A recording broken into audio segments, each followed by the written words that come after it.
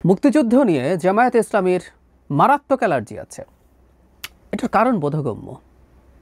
তাদের ওই সময়কার বিভৎস অবস্থান, বিভৎস ভূমিকা, তাদের যেহেতু এখনও জাতির সামনে আনা হয়, লজ্জা দেয়, তাই তারা অ্যালার্জি প্রদর্শন করেন। কিন্তু সাম্প্রতিক সময়ে এই অ্যালার্জির রিয়াকশন বোধ করি বেশ খানিকটা অ্যারোগ্যান্ট হয়ে উঠছে এই প্রতিক্রিয়া দেওয়ার ক্ষেত্রে। আমার সাথে একটা টক শোতে একজন গুরুত্বপূর্ণ জামায়াতে ইসলামী নেতা এই ধরনের প্রতিক্রিয়া দেখিয়েছেন। সেই প্রতিক্রিয়াটা নিয়েই মূলত কথা বলবো। আপাতত এটুকু বলে রাখি, তিনি মুক্তিযুদ্ধ নিয়ে আলোচনাকে বস্তা পচা আলোচনা বলছেন। হ্যাঁ, খুবই কঠোরভাবে এই আলোচনা করা যাবে না, আনা যাবে না এই বাংলাদেশে। এই হচ্ছিল ওনার অবস্থান। তার আগে আরেকটা ব্যাপারে একটু কথা বলা দরকার। ছাত্র শিবিরের একজন নেতা যিনি ডাকসু নির্বাচনে সদস্য পদপ্রার্থী হয়েছেন, তার একটা স্ট্যাটাস প্রচুর ঘুরল, সমালোচনা হলো। কেউ আবার এই সমালোচনা মানে ওই পক্ষেরই আর কি, শিবিরের পক্ষের লোকজন বলছে ভালো হয়েছে, এতে তার দারুণ ক্যাম্পেইন হয়েছে। তো তার মানে ব্যাপারটা এইরকম যে এতে উনি বিশাল ভোটে ডাকসু জিতে যাবেন তার পদে। যাই হোক, তিনি সেখানে আমাদের বীরশ্রেষ্ঠ মতিউর রহমান, আমরা জানি তিনি পাকিস্তান থেকে একটা ফাইটার নিয়ে পালিয়ে আসতে চেয়েছিলেন বাংলাদেশে, কিন্তু সেই ফাইটারে, এটা টুইন সিটার ছিল, আরেকজন পাকিস্তানি উর্দুভাষী পাইলট ছিলেন। তিনি যখন দেখলেন তার ফাইটারটা ভারতের দিকে রওনা দিয়েছে, তখন তিনি মতিউরের সাথে ধস্তাধস্তি করতে শুরু করেন তাকে প্রিভেন্ট করার জন্য, এবং শেষ পর্যন্ত সেই ধস্তাধস্তিতেই সেই ফাইটারটা ক্র্যাশ করে। তো শিবিরের ওই নেতা যেটা করেছেন, তিনি পাকিস্তানি যে উর্দুভাষী পাইলট আছেন তাকে শহীদ বলছেন, আর কোনো রকমে জানাচ্ছেন অন্য যে ফ্লাইট লেফটেন্যান্ট ছিলেন তিনি হচ্ছেন মতিউর রহমান। ওই আলোচনায় যাচ্ছি না, জামায়াতের গুরুত্বপূর্ণ নেতারাও মতিউর সম্পর্কে নানা রকম মন্তব্য করেছিলেন। এখন শিবিরের দায় নেওয়ার প্রয়োজন হয়েছে সেগুলোর। আমরা অবশ্যই এই কথাটা বলি, বিশেষ করে এই মুহূর্তে জামায়াতের খুব সিগনিফিক্যান্ট যে নেতারা আছেন তাদের প্রায় সবাই, আমি ঠিক মনে করতে পারি না তাদের একজনও কি মুক্তিযুদ্ধের সময় যথেষ্ট সেন্সিবল বয়সে ছিলেন কিনা। মানে 18 যদি ধরি তাহলে 73-4 বয়স হয়ে যাওয়ার কথা। জামায়াতের মূল নেতৃত্বের বয়স তার চাইতে কম, বেশিরভাগেরই তার চাইতে কম। আর অনেকের তো মুক্তিযুদ্ধ পরবর্তী সময়ে জন্ম হয়েছে, শিবিরের তো বটে, জামায়াতেরই অনেক কেন্দ্রীয় গুরুত্বপূর্ণ নেতার জন্ম মুক্তিযুদ্ধের পর, কিন্তু তারা এই দায়গুলো নেন। কেন নেন? তার চাইতেও ভয়ঙ্কর কথা, আমি যে টকশোটার কথা বলছিলাম, এই টকশোটা আমি আপনাদেরকে অনুরোধ করব দেখার জন্য। এই টকশোতে যখন জামায়াত প্রসঙ্গে কথা বলেন প্রথম আলোর জনাব সোহরাব হাসান, তার একটা পর্যায়ে ডক্টর রেজাউল করিমের সাথে আমি টকশো আরও করেছি। আমি ওনাকে মোটা দাগে টলারেন্ট মানুষই দেখেছি, ডিবেট করা যায়, আলোচনা করা যায়। কিন্তু তিনি হঠাৎই রেস্টলেস হয়ে উঠলেন এবং একটা পর্যায়ে তিনি বলছেন যে এই 24-এর বিপ্লবের মধ্যে দাঁড়িয়ে বস্তা পচা আলোচনা, মানে মুক্তিযুদ্ধ নিয়ে আলোচনা যখন হচ্ছে, অ্যাঙ্কার তাকে বারবার জানতে চান যে মুক্তিযুদ্ধে নিয়ে আলোচনাই কি বস্তা পচা কিনা। ওইখানে মুক্তিযুদ্ধ নিয়ে অনেক ইস্যু এসছে, মুক্তিযুদ্ধে জামায়াতের দায় নিয়ে প্রশ্ন এসছে, সেই প্রশ্নগুলো নিয়ে তিনি খুব ইনটলারেন্ট হয়েছেন এবং বস্তা পচা এরকম শব্দ ব্যবহার করার স্পর্ধাই দেখিয়েছেন। আমি বলবো খুবই ইনটলারেন্ট ভঙ্গিতে। কেন তারা এটা করছেন, কেন করেন, করে কি অর্জন করতে চান, এবং সেটার আলটিমেট প্রভাব কি হবে। জামায়াতে ইসলামী মুক্তিযুদ্ধের সময় পাকিস্তানিদের, মানে পশ্চিম পাকিস্তানিদের পক্ষ নিয়েছিল রাজনৈতিকভাবে, কোলাবোরেটর হিসাবে, এবং জরুরি কথা, তাদের অনেকেই রাজাকার বা আলবদর বাহিনীর সাথে যুক্ত হয়ে যুদ্ধাপরাধ এবং মানবতা বিরোধী অপরাধও করেছেন। এখন সমস্যা যেটা হয়েছে সেটা হলো তাদের অনেকের হয়তো গলাটা খানিকটা চড়ে উঠছে যে শেখ হাসিনা ট্রাইব্যুনালে, আইসিটিতে জামায়াত নেতাদের বিচার নিয়ে প্রশ্ন উঠেছে, এবং একজন কিছুদিন আগে আদালত থেকে ছাড়া পেয়েছেন, এটি আজহারুল ইসলাম, এবং সেটার ভিত্তিতে বলা হচ্ছে বাকিদের যাদের মৃত্যুদণ্ড হয়েছে প্রত্যেকেই নির্দোষ ছিলেন। ওটার ভিত্তিতে ইনফ্যাক্ট জনাব করিমও ঠিক সেভাবে বলার চেষ্টা করছেন। দুঃখিত, আমরা আসলে এটাকে এভাবে দেখতে চাই না, কোনোভাবেই দেখতে চাই না।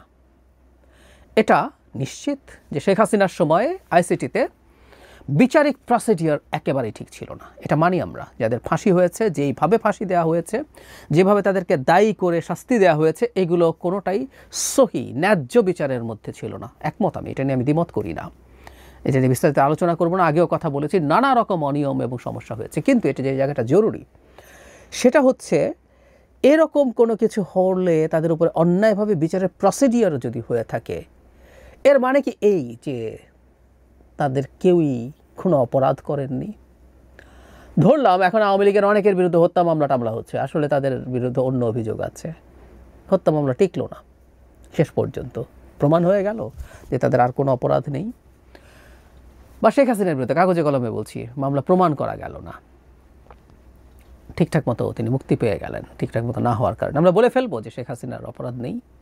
আমি প্রায় একটা কথা বলি যে এই যে বিচারগুলো হয়ে যাদের ইভেন মৃত্যুদণ্ড হয়ে গেছে, এগুলোর মরণোত্তরও একটা বিচার হওয়ার অপশন থাকা দরকার। বাংলাদেশে এটা নেই, এটা চালু করে হওয়া দরকার, কারণ আমরা দেখতে চাই জেনুইন একটা তদন্ত এবং বিচারে এনাদের শাস্তি হয় কিনা, হলে কোন শাস্তি হয়, কতটুকু হয়। অনেকের হয়তো মৃত্যুদণ্ড হতো না, কিন্তু কোনো কোনো শাস্তি হওয়ার সম্ভাবনা নিশ্চয়ই আছে, এমনকি মৃত্যুদণ্ড হওয়ার মতো অপরাধও কারো কারো আছে বলে ডকুমেন্ট আমাদের এখানে আছে।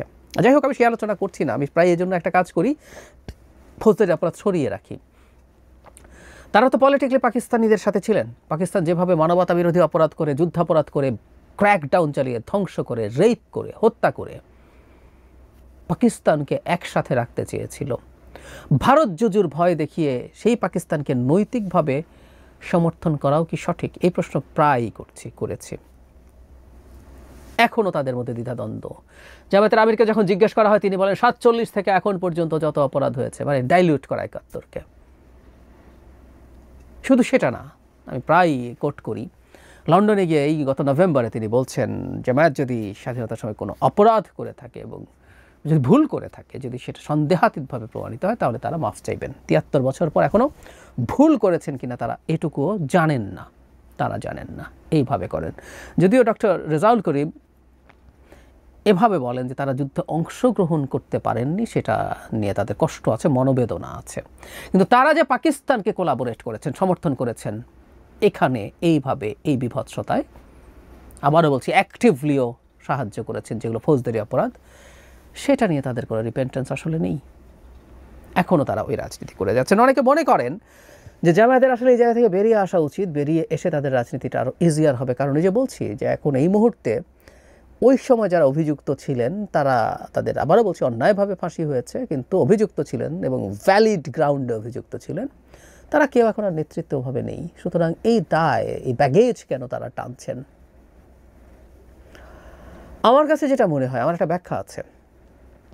ব্যাখ্যা হচ্ছে জামায়াত পলিটিক্যালিও যে সমর্থন করেছে, এই জিনিসটাও খুবই ভয়ঙ্কর আসলে।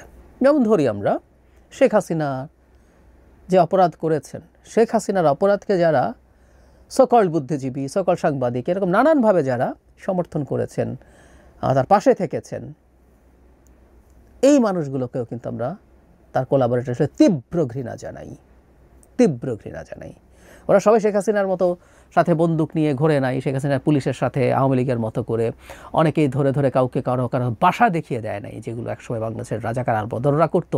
পাকিস্তানিদের এত সহজ হতো না ক্র্যাকডাউন চালানো যদি এই দেশের কোলাবোরেটররা এসব না করতেন। তো শেখ হাসিনার সব কোলাবোরেটর এরকম করেনি, শুধু শেখ হাসিনাকে সমর্থন দিয়েছে, তার পক্ষে কথা বলেছে, লিখেছে, মুখে সমর্থন দিয়েছে। এগুলো নিয়ে আমরা তাদেরকে বিভৎসভাবে স্টিগমাটাইজ করি।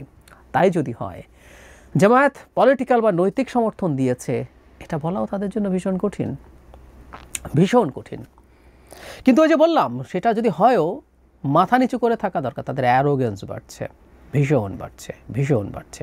চুপচাপ না থেকে তারা এখন গলা চড়াচ্ছেন। কারণটা কি? একদিন এটা কথা বলবো, জামায়াত আসলে নিজকে অনেক বড় কিছু মনে করা শুরু করছেন, বিরাট সমর্থন আছে তাদের মনে করা শুরু করছেন, সোশ্যাল মিডিয়াতে তাদের শোরগোল দুর্দান্ত, সেটা দেখে তারা মনে করছেন তারা অনেক কিছু হয়ে গেছেন, বা বহু বছর পর তারা একটা মুক্ত পরিবেশে রাজনীতি করার সুযোগ পাচ্ছেন, তাই তাদের এই অ্যারোগেন্স তৈরি হয়েছে।